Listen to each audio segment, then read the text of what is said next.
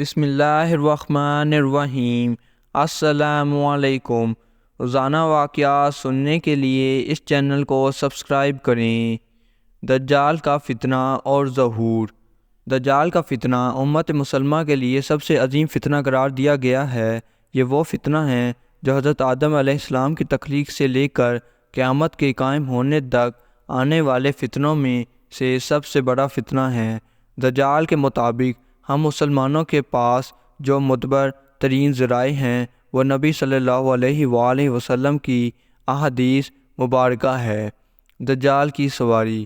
احادیث کی کتابوں میں صحابہ کرام رضوان اللہ علیہم اجمعین سے دجال کی مخصوص سواری کے مطابق روایت کی گئی ہے، جس کا مجموعہ یہ ہے کہ دجال ایک چمکدار گدھے پر سوار ہو کر نکلے گا جس کے دونوں کانوں کا درمیانی فاصلہ 40 ہاتھوں کے برابر ہوگا۔ دجال اس گدھے پر سوار ہو کر سمندر میں اس طرح داخل ہوگا جیسے گھوڑ سوار اپنے گھوڑے پر سوار ہو کر ایک دم ندی میں داخل ہو جاتا ہے۔ دجال کا ظہور۔ یہ وہ وقت ہوگا جب لوگوں کی ایمانی حالت بہت کمزور ہو چکی ہوگی۔ دجال دنیا میں 40 دن گھومے پھرے گا اور ان 40 دنوں میں ایک دن ایک سال کے برابر ہوگا اور ایک دن ایک مہینے کے برابر، جبکہ ایک دن ایک ہفتے کے برابر ہوگا، جبکہ بقیہ ایام معمول کے مطابق ہوں گے۔ دجال کی رفتار۔ دجال کے لیے زمین سمیٹ دی جائے گی، یعنی وہ بہت تیز رفتاری سے سفر کرے گا اور سورج کے غروب ہونے کے مقام پر اس سے پہلے پہنچ جایا کرے گا۔ سمندر کا پانی اس کے ٹخنوں تک پہنچے گا۔ دجال کے پاس 70,000 کی فوج ہوگی جس کے اوپر سبز رنگ کی چادریں ہوں گی، یہاں تک کہ وہ ابو المراق کے ٹیلے پر آ کر ٹھہر جائیں گے۔ خدائی کا دعویٰ۔ پھر وہ ایسی بلند آواز دے کر سب کو بلائے گا کہ اس کو زمین و آسمان کے درمیان ساری مخلوق سن لے گی۔ پھر دجال ان سب لوگوں سے کہے گا کہ تم لوگ میری عبادت کرو، میں تمہارا خدا ہوں۔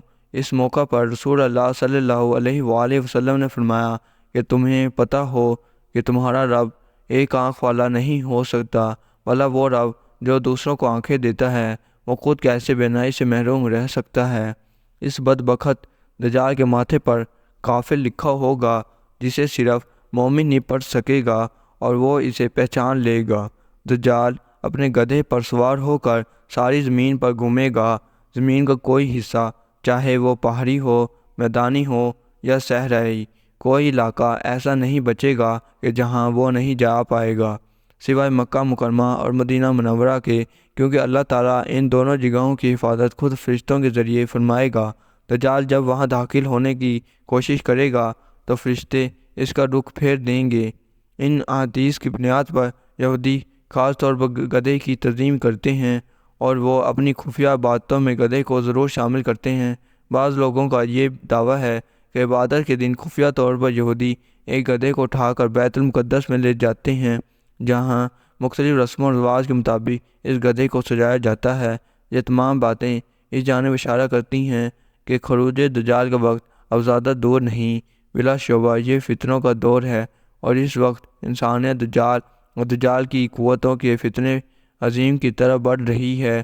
لہٰذا دجال کی قوتوں سے آگاہی رکھ کر ہی ہم اپنی نسلوں اور اپنے ایمان کی حفاظت کر سکتے ہیں۔ اللہ پاک ہمیں اور ہماری آنے والی سب نسلوں کو دجال کے فتنوں سے محفوظ رکھے، آمین۔ مزید اس طرح کی ویڈیوز دیکھنے کے لیے اس چینل کو سبسکرائب کریں۔ اگر آپ کو یہ ویڈیو پسند آئی ہو تو لائک کر دیجیے گا اور دوستوں کے ساتھ ضرور شیئر کیجیے گا۔ شکریہ۔